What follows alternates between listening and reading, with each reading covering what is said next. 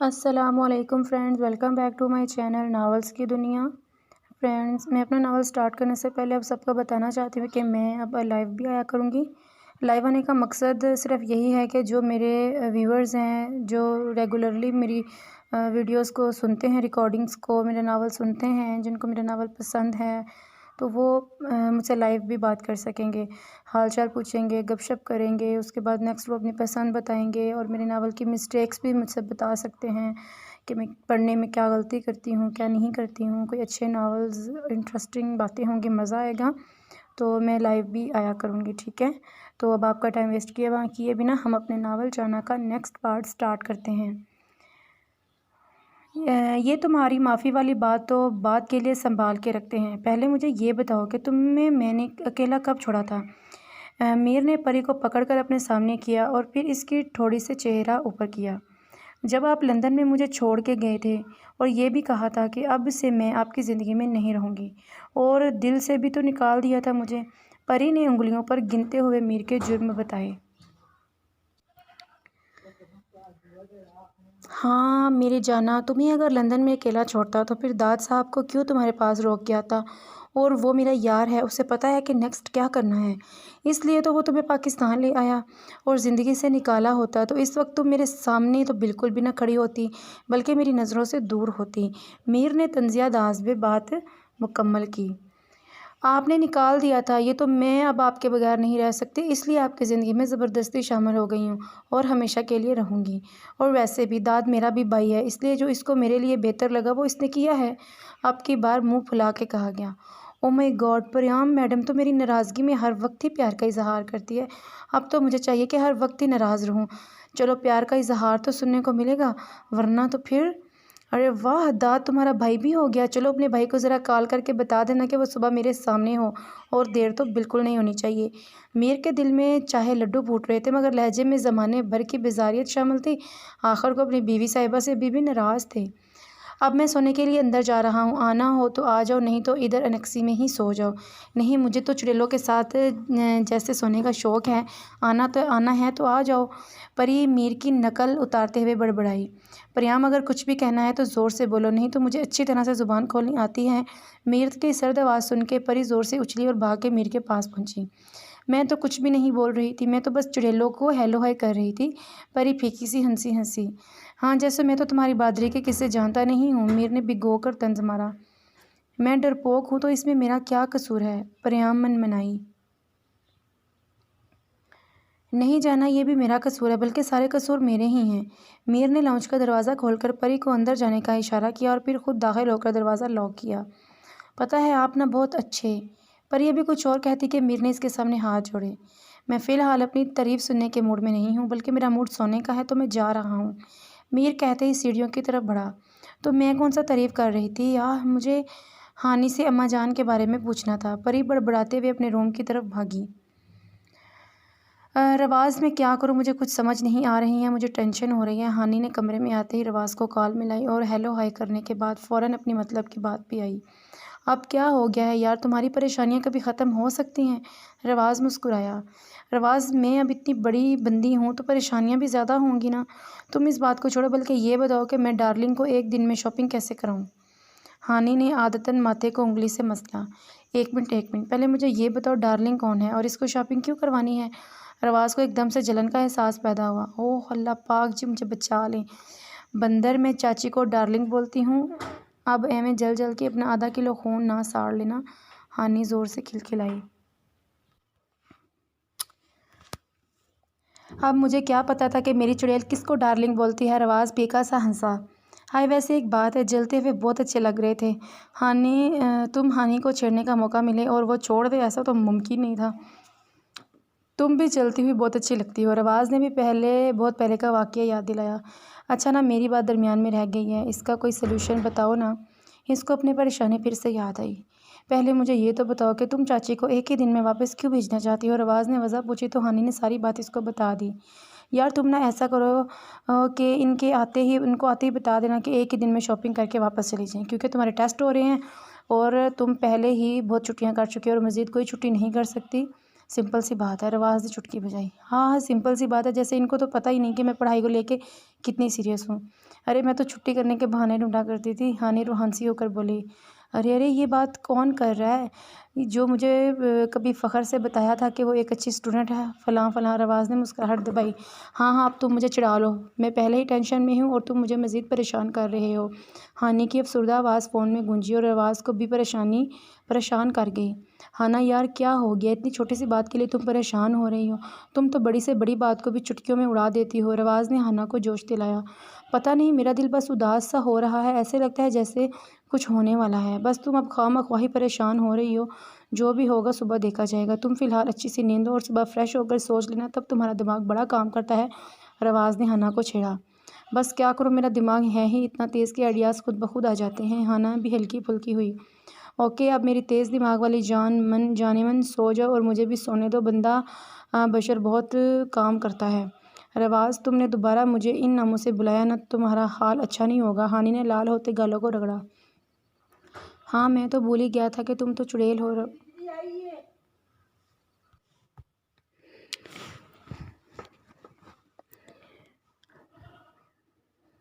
رواز نے کہتے ہی کال ڈراپ کی۔ جانتا تھا اب بہت زور سے چیخے گی اور رواز کے کان کے پردے پھاڑے گی۔ ارے ماشاءاللہ بھابی ماں دیکھو تو اپنے میر نے کتنا بڑا اور خوبصورت گھر بنا لیا ہے۔ چاچی نے 5ویں بار یہ بات کی ہوگی۔ میر اور ہانا مسکرانے کے سوا اور کیا کر سکتے تھے، اس لیے وہ دونوں یہی کام کیے جا رہے تھے۔ ہاں شبانہ بس اللہ پاک نظر بد سے بچائے اور اپنے میر کو خوش رکھے۔ اماں جان نے فخر سے میر کی طرف دیکھا۔ بس میر باقی تو ٹھیک ہے مگر ایک کمی ہے اس گھر میں۔ چاچی نے سسپنس پیدا۔ کون سی کمی نظر آ گئی اس گھر میں ڈارلنگ آپ کو؟ میر سے پہلے ہانی بول پڑی۔ ارے بھئی ہماری بہو کی کمی ہے، اور کس کی کمی ہونی ہے؟ چاچی نے زور سے کہا لگایا۔ چاچی کی بات سن کے دونوں بہن بھائی کو ایک دم سے کھانسی کا دورہ پڑا۔ اب بیچارے یہ بتانے سے تو رہے کہ آپ کی بہو کی بھی کمی نہیں ہے، وہ ماشاءاللہ سے ادھر موجود ہوتی ہے، مگر ہائے یہ زمانہ۔ گڑیا جاؤ بوا سے کہو کہ وہ ناشتہ ٹیبل پر لگا دیں۔ میر نے ہانی کو وہاں سے بھیجا کہ کہیں خوشی میں سچ ہی نہ بول دے۔ ہاں بیٹا جلدی کرو، پھر شاپنگ کرتے کرتے بھی دیر ہو جانی ہے۔ اماں جان نے بھی ہاں میں ہاں ملائی۔ اوکے میں یوں گئی اور یوں واپس آئی۔ ہانی چٹکی بجاتے ہوئے باہر نکلی۔ ہانی بوا کو ناشتے کا کہہ کے مسکراتے ہوئے اندر کی جانی پڑی، مگر اندر ہونے والی بات سن کر ہانی کو زور سے جھٹکا لگا۔ اندر سے آنے والی آواز ہانی کے لیے کسی شوق سے کم نہیں تھی۔ ابھی تو اس نے اڑنا سیکھا تھا اور اڑنے سے پہلے ہی اس کے بابا سے اس کے پر کاٹنا چاہتے تھے۔ ہانی ابھی مزید سوچوں کے گرداب میں پھنسی جب بھائیوں کی غزیلی آواز نے اسے حقیقت کی دنیا میں لانچا۔ اماں جان ایسا کیسے ہو سکتا ہے؟ ابھی تو گڑیا 18 سال کی بھی نہیں ہوئی اور بابا جان اس کا نکاح کرنا چاہتے ہیں، اور وہ بھی چودھری کے بیٹے کے ساتھ، جو مجھے بالکل پسند نہیں۔ میر کی آواز میں دبا دبا سا غصہ تھا۔ میر پت تمہارے بابا صحیح نے نکاح کی ہی تو بات کی ہے، باقی شادی تو گڑیا کی پڑھائی ختم ہونے کے بعد ہی کریں گے، اور نکاح کا بھی اس لیے کہا ہے کیونکہ چودھری کا بیٹا پڑھنے کے لیے باہر جا رہا ہے، تو اس لیے ان کی مجبوری ہے۔ اماں جان نے رسان سے بیٹے کو سمجھایا، مگر میر تو سمجھ ہی نہیں رہا تھا۔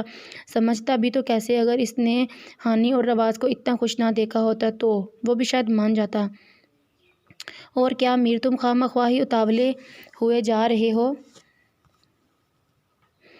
ابھی تو صرف بات ہی چلی ہے، جب ہوگا دیکھا جائے گا۔ چاچی نے بھی میر کو ٹھنڈا کیا۔ میر نے سر جھٹک کر دروازے کی طرف دیکھا اور دروازے سے جھانکتی گڑیا کو دیکھ کر یکدم پریشان ہوا۔ ہانی نے بھائیوں کو اپنی طرف دیکھتے پایا تو بھاگتی ہوئی اپنے روم میں پہنچی۔ وہ فی الحال اپنی اجڑی حالت کسی کو دکھا نہیں سکتی تھی، اپنے عزیز بھائیوں کو بھی نہیں۔ اوکے اس بارے میں اب بابا صحیح سے بات ہوگی، آپ لوگ ناشتہ کر کے شاپنگ کے لیے چلیں، میں داد کو ساتھ بھیج دوں گا، گڑیا کا امپورٹنٹ ٹیسٹ ہے تو وہ آپ لوگوں کے ساتھ نہیں جا سکے گی۔ میر حتمی انداز میں کہہ کر صوفے سے اٹھا اور ہانی کے لیے بھی خود سے ایکسکیوز کر لے، کیونکہ وہ ہانی کی کنڈیشن جان گیا تھا۔ چلو جیسے تمہاری مرضی، اگر گڑیا ساتھ چلتی تو شاپنگ اچھی ہو جاتی، مگر اب پڑھائی کو بھی نہیں چھوڑ سکتی، اللہ پاک کامیاب کرے میری بیٹی کو۔ اماں جان بھی بیٹی کو دعائیں دیتے ہوئے صوفے سے کھڑی ہوئیں اور میر کے پیچھے چلیں۔ چاچی اور میر کے دل سے بے ساختہ آمین نکلا، کیونکہ گڑیا ان دونوں کی بہت عزیز تھی۔ ہائے کاش کہ میں اماں جان سے مل پاتی، نہیں پتہ نہیں ان دونوں بہن بھائی کو مجھے چھپا کے کیا ملے گا، اللہ پاک میں کب کھل کے اماں جان سے پیار کر سکوں گی۔ یہ احساس ہی کتنا پیارا ہے کہ میں ان کی چھوٹی سی اور اکلوتی بہو ہوں، مگر کیا مجھے اماں جان قبول کر لیں گی؟ مطلب ناولز میں تو ساس نما چیز بہت ہی بری ہے، تو کیا اماں جان بھی اتنی ہی بری بن جائیں گی اور پھر مجھے میر کی نظروں میں برا بنائیں گی؟ ہائے اللہ پاک مجھے نا میر کی نظروں میں ہمیشہ اچھا رکھنا، کیونکہ مجھے نا ان کی آنکھوں میں اپنے لیے بہت ہی میں پیار بہت ہی اچھا لگتا ہے، مطلب گدگسی ہوتی ہے کہ اتنا پیارا شخص پورے کا پورا ہی میرا ہے۔ بس ایک بار مجھ سے راضی ہو جائیں تو پھر میں بھی ان کو تنگ کروں گی، اور میری بھی نا کیا سوچے جا رہی ہو، مجھے نا اچھا سوچنا چاہیے تاکہ پھر سب اچھا ہی ہو۔ پریام بند کمرے میں بیٹھی پتہ نہیں کیا الا بلا سوچے جا رہی تھی اور ابھی مزید ہی سوچتی، مگر اس کی سوچوں کو بریک تب لگا جب دروازہ کھول کر ہانی اندر داخل ہوئی۔ پریام جوش سے اٹھ کر ہانی کے پاس پہنچی۔ ہانی، کیا اماں جان چلی گئیں اور تم ادھر کیا کرنے آئی ہو؟ تم نے تو شاپنگ پہ ان کے ساتھ جانا تھا۔ پری نے اس کا بازو ہلا کر پوچھا۔ ہاں وہ ابھی ناشتہ کر رہی ہیں اور میری تھوڑی طبیعت خراب ہو گئی ہے تو شاید میں نہ جاؤں۔ ہانی نے آنکھوں میں آئی نمی کو پیچھے دھکیلا اور مسکرا کر پری کی ایکسائٹمنٹ کو دیکھا۔ کیا ہوا ہے طبیعت کو؟ ابھی تو ٹھیک تھی، اور یہ تمہارا چہرہ کیوں اتنا زرد ہو رہا ہے؟ پری بھی پریشان ہوئی۔ ارے میری جان، زیادہ کچھ نہیں ہوا، بس سر میں درد ہے۔ تمہاری شکل تو میرے سے بھی زیادہ زرد ہو رہی ہے۔ ہانی کھوکھلی سی ہنسی۔ ہانا حیدر، پری نے ہانی کو بیڈ پر بٹھایا اور خود اس کے سامنے کھڑی ہو کر غور سے دیکھنے لگی۔ کیا ہوا ہے؟ اتنے غور سے کیوں دیکھ رہی ہو یار؟ ہانی اس کی نظروں سے گھبرائی۔ دیکھ رہی ہوں کہ میری دوست مجھ سے جھوٹ بھی بولنے لگ گئی ہیں۔ پری نے لفظ چبائے۔ اوفو، میں نے کون سا جھوٹ بول دیا ہے؟ ہانی اب کی بار گڑبڑا ہی گئی۔ ہانی، بابا کے بعد تم وہ واحد شخصیت ہو جس سے میں سب سے زیادہ پیار کرتی ہوں، مطلب مقدس سا پیار جس میں کوئی ملاوٹ نہیں ہے بلکہ خلوص ہی خلوص بھرا ہوا ہے۔ پھر ایسا کیسے ہو سکتا ہے کہ میری پیاری سی دوست مجھ سے کوئی جھوٹ بولے اور مجھے پتہ بھی نہ چلے؟ پریام نے بیڈ پر بیٹھنے کے بعد اس کے ہاتھ پکڑ کر سہلائے۔ ہانی جو درد کو چھپائے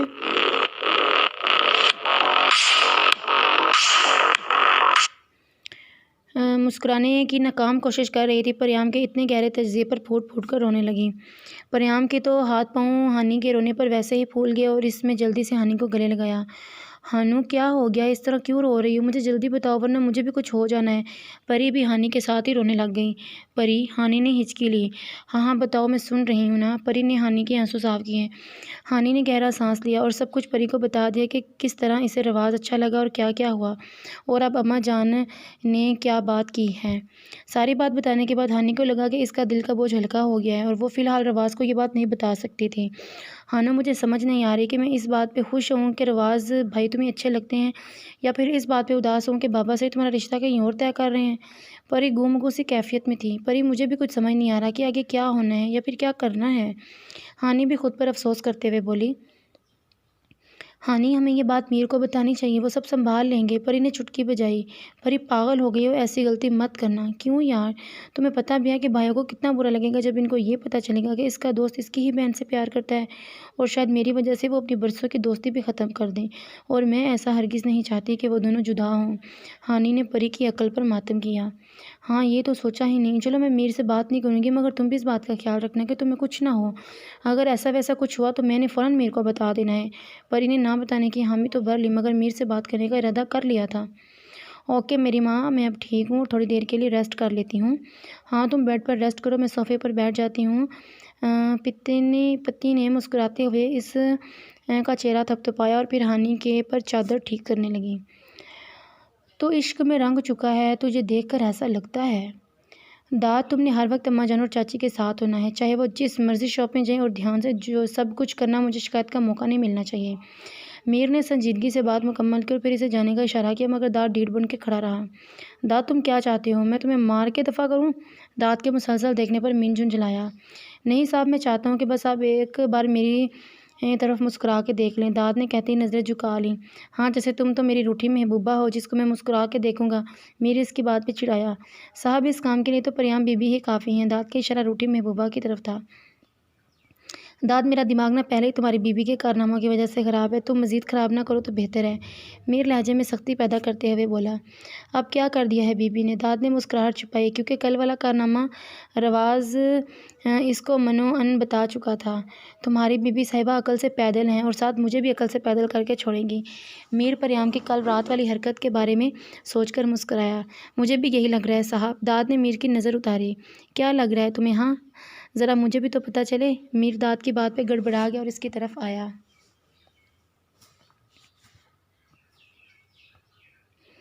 کچھ نہیں صاحب، میرے منہ سے ایسے ہی پھسل گیا، داد کہتے ہی روم سے باہر لپکا، کیونکہ وہ ابھی میر کے پنچ کا محتمل نہیں ہو سکتا تھا۔ داد اپنے صاحب کو خوش دیکھ کر بہت ہی خوش ہوا تھا، مطلب جس مقصد کے لیے وہ پریام کو لندن سے واپس لے آیا وہ مقصد کامیاب ہو گیا۔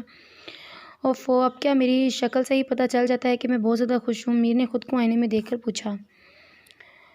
اوہ میں بھی کیا ٹین ایجر کی طرح بن رہا ہوں۔ میر سالار حیدر تم بزنس مین ہو اور اب جلدی سے تیار ہو جاؤ، کہیں میٹنگ میں لیٹ نہ ہو جاؤ۔ میر ٹائی لگاتے ہوئے ہڑبڑایا۔ پری نے آہستہ سے قدم اٹھا کر ہانی کو دیکھا۔ جب یقین ہو گیا کہ وہ مکمل نیند میں جا چکی ہے تو بلی کی چال چلتے ہوئے روم سے باہر نکلی۔ اسے آج کے آج ہی میر سے بات کرنی تھی اور اپنی عزیز دوست کو اس طرح روتے نہیں دیکھ سکتی۔ اور میرے خیال میں جو شخص آپ کو عزیز ہوتا ہے نا، آپ اس کے آنسو تو کیا اس کا تھوڑا سا اداس ہونا بھی نہیں دیکھ سکتے۔ اور یہی حال پریام کا بھی تھا۔ وہ اپنی دوست کی پریشانی میں پریشان ہو چکی تھی اور اب جلد سے جلد وہ پریشانی بھی ختم کرنا چاہتی تھی۔ روم سے نکلنے کے بعد بھاگ کے میر کے روم میں پہنچی۔ وہ اسے نظر نہیں آیا تو بھاگتی ہوئی سیڑھیوں سے نیچے اتری۔ وہ میر کی گاڑی دیکھنے کے لیے لاؤنج سے باہر کی طرف جا رہی تھی جب اسے میر کچن میں نکسک سا تیار ہو کے جوس پیتا نظر آیا۔ میر نے بھی پری کو دیکھ لیا تھا اور اس کی جلد بازی بھی نوٹ کر لی تھی، مگر فی الحال وہ خود بھی جلدی میں تھا، اس لیے جلدی سے جوس کے گلاس کو ختم کرنے لگا۔ جوس کے گلاس کو ختم کر کے وہ جیسے ہی پری کی طرف مڑا، اس کی آنکھوں میں حیرت اتری۔ میر کی بیوی صاحبہ شرما شرما کر دوپٹے کے کونے کو منہ میں لے کر چبا رہی تھی۔ واللہ ان کا شرمانا! اف، مطلب دوپٹے کا کیا قصور ہے؟ روتے ہوئے بھی دوپٹہ یوز ہوتا ہے اور شرماتے ہوئے بھی دوپٹے کا ستیہ ناش کرنا ہے۔ اور میری بیوی ویسے اتنا شرما کیوں رہی ہے؟ کوئی گڑبڑ نہ ہو؟ اللہ خیر! میر قدم قدم چلتا اس کے پاس آ رہا تھا اور پریام کو لگ رہا تھا کہ اس کے دل نے ابھی دھڑک دھڑک کے باہر نکلنا ہے۔ ہائے اللہ جی، کوئی اتنا تیار شیار ہو کے بھی آفس جاتا ہے؟ ایویں ہی لڑکیاں ان کو بار بار دیکھتی ہوں گی۔ بس میں نا ان کو کل سے تیار نہیں ہونے دوں گی، خواہ مخواہ کسی کی شوخی نظر لگ جانی اور میرے شوہر نے بیمار ہو کے کالا پیلا ہو جانا ہے۔ جانا تم ٹیشو کیوں نہیں یوز کر لیتی؟ میر پری کے پاس پہنچ کر بولا۔ وہ کس لیے؟ پری نے شرماتے ہوئے پوچھا۔ اب اس طرح شرما کر مجھے میری بیوی نکارا انسان بنائے گی؟ اف یار، اتنا مت شرماؤ، نہیں تو میں بزنس میٹنگ میں ٹائم پر نہیں جا سکوں گا۔ وہ اس لیے تاکہ تم دوپٹے کی بجائے ٹیشو کو چبا لو۔ میر نے آرام سے اس کے دوپٹے کی طرف اشارہ کیا۔ ہاں، پری کی غمزدہ آواز ابھری۔ مطلب اس کے شوہر کو اتنا بھی نہیں معلوم کہ وہ شرما رہی ہے، اور شرماتے ہوئے تو ہمیشہ دوپٹہ ہی منہ میں جاتا ہے۔ اف، اب تم اپنا منہ بند کرو گی یا میں چلا جاؤں؟ میٹنگ کے لیے پہلے ہی دیر ہو چکی ہے۔ میر نے پریام کے کھلے ہوئے منہ پر چوٹ کی جو بائی چانس میر کی پہلے والی بات پہ زیادہ کھل چکا تھا۔ ہاں تو تھوڑی اور دیر ہو جائے گی تو قیامت نہیں آ جائے گی؟ پریام نے پہلے اپنی حیرت پر قابو پایا، پھر تنک کر میر کو جواب دیا۔ بیوی صاحبہ، میں روزی روٹی کمانے والا بندہ ہوں، اب آپ کی طرح عیش والی زندگی تو نہیں جی سکتا کہ چلو ایک دن چلا جاتا ہوں اور پھر اگلا پورا ویک چھٹیاں کر لوں۔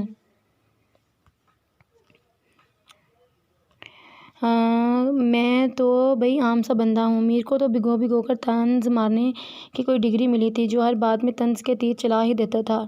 پریام تو جی بھر کے شرمندہ ہوئی۔ معلوم جو تھا کہ یہ طنز کے تیر اس پر ہی برسائے گئے ہیں، مگر اپنی عزت بچانے کے لیے اسے میدان میں کودنا ہی پڑا۔ آخر کو ہانا حیدر کے ساتھ رہنے کا کچھ تو اثر ہونا چاہیے۔ آپ نے چھٹیوں والی بات مجھے ہی کی ہے نا؟ مشکوک نظریں میر کے چہرے پر تھیں اور میر کو تو بس یہی چاہیے کہ پریام کی نظریں صرف اس پر ہی ہوں۔ نہیں یار، اس غریب کی مجال کہ وہ آپ کی شان میں گستاخی کرے۔ اگر بندہ میر جتنا غریب ہو تو وہ کبھی بھی امیر ہونے کی دعا نہ کرے، مگر میر کو یہ بات کون سمجھائے؟ ہاں، جیسے تھپڑ تو کسی اور نے مارا۔ پریام کو اپنے تھپڑ والی بات بڑے ہی غلط موقع پر یاد آئی۔ اس کا اندازہ تب وہ جب میر کے ہونٹوں کو اپنے گال پر محسوس کیا۔ اس سے پہلے کہ پریام بے ہوش ہوتی، میر خود ہی پیچھے ہٹ گیا۔ تھپڑ کا ازالہ میں کر دوں گا، اور وہ بھی اپنے طریقے سے کروں گا۔ ابھی تو مجھے میٹنگ میں پہنچنا ہے، باقی جو بھی بات تمہارے چھوٹے سے دماغ کو تنگ کر رہی ہے وہ واپسی پہ ڈسکس کر لیں گے۔ میر اس کے گال کو تپاتے ہوئے جلدی سے باہر نکلا۔ پریام کو تو فی الحال اپنا ہوش نہیں تھا۔ وہ دوسری بات کیا کہا کرتی؟ دل کی دھڑکنوں نے ادھم مچا رکھا تھا اور سانس الگ تیز ہوئی پڑی تھی۔ محبت ہو رہی ہے اور ہم کو خبر ہی نہیں ہے۔ میر کو آج کی میٹنگ میں کانٹریکٹ مل چکا تھا اور وہ بہت ہی خوش تھا۔ یہ کانٹریکٹ حاصل کرنا اس کے لیے بہت ضروری تھا، کیونکہ مخالفین میں اس کا سالہ مطلب عفان خان کی پارٹی تھی، اس لیے خوشی بھی اس لحاظ سے ڈبل تھی۔ میر ابھی آفس میں بیٹھ کے دانت کو کال کرنے کی سوچ رہا تھا جب ڈور ناک ہوا اور رواز صاحب دانت نکالتے ہوئے اجازت کا انتظار کیے بغیر اندر داخل ہوا۔ میر کو رواز کا چہرہ دیکھتے ہی ہانا کے رشتے والی بات یاد آئی، مگر وہ فی الحال یہ بات رواز کو بتا نہیں سکتا تھا جب تک وہ اپنے بابا سائیں سے کوئی فائنل بات نہیں کر لیتا۔ رواز افندی، کبھی کبھار میرے دماغ میں سوچ آتی ہے کہ تمہارا بزنس کس کے بل بوتے پر چل رہا ہے؟ تم تو ہر وقت ادھر ادھر ہی ہانکتے رہتے ہو۔ میر نے زبردستی اپنے چہرے پر مسکراہٹ سجائی۔ بس یار، تمہیں میری صلاحیتوں کا معلوم ہی نہیں، ورنہ تمہارا دوست راہ چلتے لوگوں سے بھی بزنس کر سکتا ہے۔ رواز ہنستے ہوئے صوفے پر پھیل کے بیٹھا۔ میں کیسے بھول گیا، تم تو وہ ہو جو اسکول میں دوسروں کو ڈرا کے ان کی چیزیں چھین لیتے تھے۔ میر نے منہ بگاڑ کر جواب دیا۔ اور اس کام میں تم میرا پورا ساتھ دیتے تھے۔ رواز کو بھی اپنے اسکول والے دن آب و تاب کے ساتھ یاد آئے۔ ہاں تو کمینے دوست کو بچانے کے لیے اس کا ساتھ دینا ہی پڑتا تھا۔ میر بھی بے ساختہ مسکرایا۔ بس یہ تو مجھے ہی پتا ہے کہ اصل میں کمینہ کون ہے۔ ویسے مجھے ایک اور بات پتہ چلی ہے۔ رواز نے اپنی آواز میں سنسنی پھیلائی۔ جو بھی ہے بتا دو، اب اتنا سسپینس پیدا کیوں کر رہی ہو؟ میر کو رواز کی یہ عادت بہت ہی زیادہ ناپسند تھی۔ مخصوص رائے سے پتہ چلا ہے کہ آج میر سرار حیدر میٹنگ میں دیر سے پہنچے ہیں اور یہ پہلی بار ہوا ہے۔ رواز نے آخرکار امپورٹنٹ بات بتا ہی دی۔ رواز افندی، یہ کوئی اتنی بڑی بات نہیں ہے۔ نہیں، وہ بس میں بتا رہا تھا کہ شادی کے بعد اکثر ہی ایسے ہونے لگ جاتا ہے کہ بندے کو چھوٹی موٹی دیر سویر ہو جاتی ہے۔ رواز کہتے ہی اپنی جگہ سے اچھل کر کھڑا ہوا، کیونکہ میر نے اس کی بات پر سامنے پڑی فائل کو کھینچ کے رواز کی طرف پھینکی۔ بکواس چاہے جتنی مرضی کروا لو تم سے، اماں جان اور چاچا سائیں شادی کی شاپنگ کے لیے آئی ہوئی ہیں، اس لیے دیر ہو گئی، اور ہم بھی 2 دن میں گاؤں کے لیے نکل پڑیں گے، اس لیے تیاری پہلے ہی کر لینا، بعد میں تمہاری معذرت قبول نہیں کروں گا، چاہے میر کو دیر پریام کی وجہ سے ہوئی ہے، مگر وہ میر سرار حیدر ہے، یہ بات ایسے تھوڑی مان لے گا۔ اوہ، مطلب ہماری زندگی میں بھی کچھ ہلا گلا ہوگا، ورنہ تو بزنس ہی چل رہا ہے۔ رواز اتنے دن ہانا کو سامنے کا سوچ ہی خوش ہو گیا۔ جیسے مجھے تو پتہ ہی نہیں تم کتنا بزنس کرتے ہو۔ میر نے رواز کو گھورا۔ چلو یار، میں تو جا رہا ہوں اپنی تیاری کرنے، بھئی کسی کو امپریس بھی کرنا ہے، رواز کہتے ہی دروازے سے باہر نکل گیا۔ اب وہاں کھڑا رہ کے امپریس کرنے والی کے بھائی سے مار تھوڑی کھا سکتا تھا۔ میر نے بھی مسکراتے ہوئے داد کو کال کرنے کے لیے سیل فون اٹھایا۔ رات کو ڈنر کرنے کے بعد میر نے ہانا کو اپنے روم میں آنے کا کہہ کر وہاں سے چلا گیا۔ ہانی، کہیں میر کو پھر سے غصہ تو نہیں آیا؟ مجھے ڈر لگ رہا ہے۔ پریام کو ایک دم سے ٹینشن ہوئی۔ پری یار، بھائیو اتنا بھی غصہ نہیں کرتے جتنا تم ڈرتی ہو۔ ہانی افسردہ سی مسکرائی، ورنہ آج تو اس سے مسکرایا ہی نہیں جا رہا تھا۔ اب تمہیں کیا بتاؤں کہ تمہارا پیارا بہو کس انداز میں غصہ کرتے ہیں؟ پری نے صرف سوچا مگر کہا نہیں۔ جیسے تمہیں تو پتہ ہی نہیں کہ انہیں غصے میں کچھ نظر بھی نہیں آتا۔ پری نے منہ پسورا۔ اوفو میری دوست، وہ آج تو غصے میں نہیں ہیں۔ ہانی نے پری کے گال کھینچے۔ پر ہانی، ان کے موڈ کا پتہ بھی نہیں چلتا کب چینج ہو جائے۔ پری نے ایک اور پیشن گوئی کی۔ تم نا بھائیوں سے بہت زیادہ شکایات ہیں، اور ان ساری شکایات کو حل صرف اور صرف بھائیوں کے پاس ہے۔ تو میں تمہاری شکایات بذات خود تمہارے ان کے پاس پہنچا دوں گی، ہانی کہتی بھائیوں کے کمرے کی طرف بھاگی۔ اف ہانی پلیز کوئی بات مت کرنا، اور ویسے آج کل شیر بنے گھوم رہے ہیں، میری شکایات سننے کے بعد دھاڑتے ہوئے میرے پاس آئیں گی، اور میری چھوٹی سی جان اس کو سنبھال بھی نہیں پائے گی۔ پری پیچھے سے چیخی، مگر ہانی تک آواز نہیں پہنچ پائی۔ ہانی جیسے میر کے روم میں پہنچی، میر نے مسکراتے ہوئے اسے اپنے پاس صوفے پر بٹھایا اور اس کے گرد اپنا بازو پھیلایا۔ میری گڑیا نے کالج سے چھٹیوں کی بات کر لی؟ میر نے نرم انداز میں پوچھا۔ جی بھائی، وہ کل ہی کر لی تھی۔ ہانی نے گلے میں اٹکے آنسو کو نیچے اتارا اور پھر مسکرا کر میر کو جواب دیا۔ ہاں، یہ تو اچھی بات ہے، ویسے میں تم دونوں کی پڑھائی سے جان جاتی ہے۔ میر نے اس کے سر پر ہلکی سی چماٹ ماری۔ بھائیو، میری نہیں بلکہ آپ کی بیوی کی جان جاتی ہے، اس لیے ہفتے میں صرف 1 دن کالج جاتی ہے۔ ہانی میر کی بات پر ٹھنکی۔ اچھا